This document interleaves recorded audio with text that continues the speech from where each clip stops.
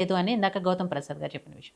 ఇప్పుడున్న కాంగ్రెస్ పార్టీ సరే దాన్ని ఎట్టి పరిస్థితుల్లో నిర్మాణం పూర్తి చేయాలి అని చెప్పి దాన్ని టేకప్ చేసాము. కేంద్రం నుంచి బృందం వచ్చింది.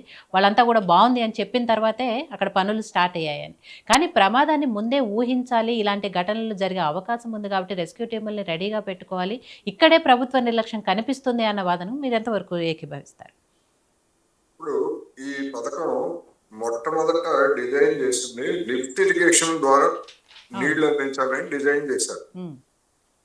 సొరంగం మొట్టమొదటి సొరంగం లేదు, అసలు సొరంగం ప్రతిపాదన లేదు. లిఫ్ట్ ద్వారా నీళ్లని తవ్వి తోడి పోయాలని అయితే తర్వాత దాని మీద సమీక్షించిన తర్వాత లిఫ్ట్ ఎందుకంటే అదేదో ఒక రోజో లేదో 2 రోజులు తవ్వి తోడి పోసేస్తే పోయేది కాదు. శాశ్వతంగా నల్గొండ జిల్లాలో ఉన్నటువంటి మెట్ట ప్రాంతాలకి, అంటే నాగార్జున సాగర్ నీళ్లు రానటువంటి మెట్ట ప్రాంతాలకి, అదేవిధంగా ఫ్లోరైడ్, ఈ సమస్య అన్నిటికీ దీనికి శాశ్వతంగా లేదా నిర్వహణకి అవసరమైనటువంటి నిధులు తగ్గాలి అంటే లిఫ్ట్ బెటర్ అని చెప్పేసి తర్వాత వచ్చినటువంటి ఆలోచన. మొట్టమొదటి లిఫ్ట్ కాదు, మొట్టమొదటి టన్నెల్ కాదు, మొట్టమొదటి లిఫ్టే. అందుకని ఆ తర్జన భర్జనలో కూడా కొంతకాలం ఆలస్యం, లిఫ్టా లేకపోతే టన్నెలా అనేటువంటి దాన్ని కూడా సరే ఏదో ఒక నిర్ణయానికి వచ్చారు, అయిపోయింది. ఇక్కడ ఇప్పుడు మన మేడిగడ్డ కుంగిపోయినప్పుడు కొంతమంది ఇంకా ఆ ప్రాజెక్ట్ పనికిరాదు అనేటువంటి అభిప్రాయాలు కొంతమంది వ్యక్తం చేస్తారు.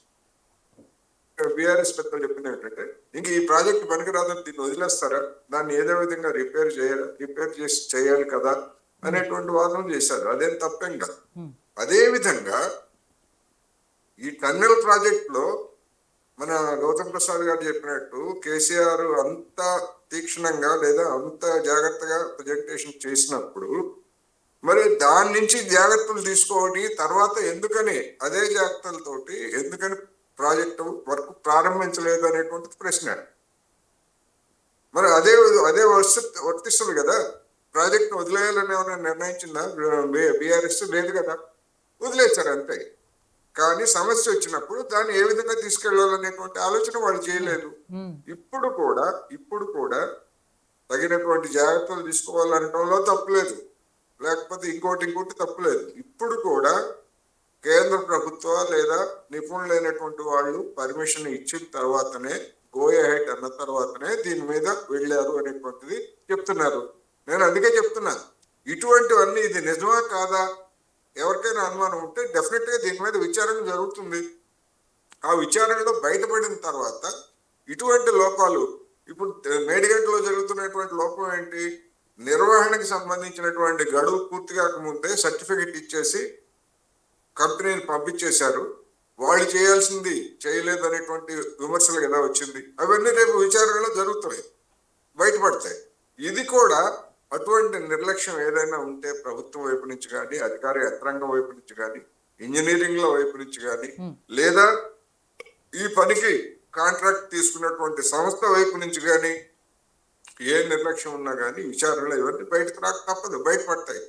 అందుకని దీన్ని ఇప్పటికైనా ఇలాంటి వివాదాల వైపు, లేకపోతే నేను ముందే చెప్పినట్టుగా అక్కడ రెస్క్యూ టీమ్స్ మనోభావాలని లేదా వాళ్ళ యొక్క మనోస్థైర్యాన్ని దెబ్బతీయొద్దని మాత్రమే నేను చెప్పదలుచుకున్నాను అనేది చివరిగా. గౌతమ్ ప్రసాద్ ఇందాక మీరు మాట్లాడతాను. అంటే నాగన్న గారు మాట్లాడుతూ ఒక్క నిమిషం విజిత్ గారు, ఇందాక చెప్పండి కూడా. ఇప్పుడు మన గౌతమ్ ప్రసాద్ గారు హరీష్ రావు గారిని వెళ్ళనివ్వకపోవటాన్ని ఖండించలేదు అని చెప్పేసి అన్నారు. ఖండించడం కాదు, వెళ్ళనివ్వకపోవడం పోలీసులు చేసినటువంటి తప్పు, లేదా పోలీసులకు అటువంటి ఆదేశాలు ఎవరైనా ఇస్తే వాళ్ళు తప్పు.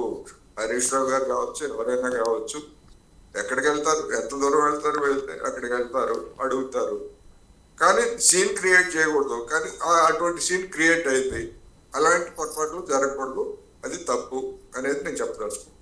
ఓకే, చెప్పండి గౌతమ్. సరే, ఇందాక నాగన్న గారు మాట్లాడుతూ అంటే కాళేశ్వరం భాగవతం మాకు తెలుసు, 1 ఎకరానికి కూడా నీళ్లు అందలేదు, 1 ఎకరానికి కూడా నీళ్లు బారలేదని చెప్పేసి మాట్లాడుతున్నారు.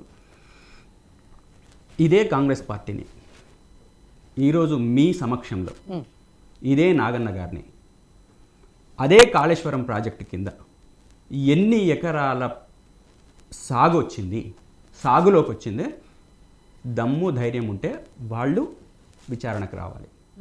ఇది దాదాపు ఈ ప్రాజెక్టు కట్టకన్నా ముందు 68 లక్షల ఎకరాల భూమి సాగులో ఉంటే ప్రాజెక్ట్ వచ్చిన తర్వాత సుమారు దగ్గర 1,20,00,000 పైచిలుకు ఎకరాలు సాగులోకి వచ్చినాయి.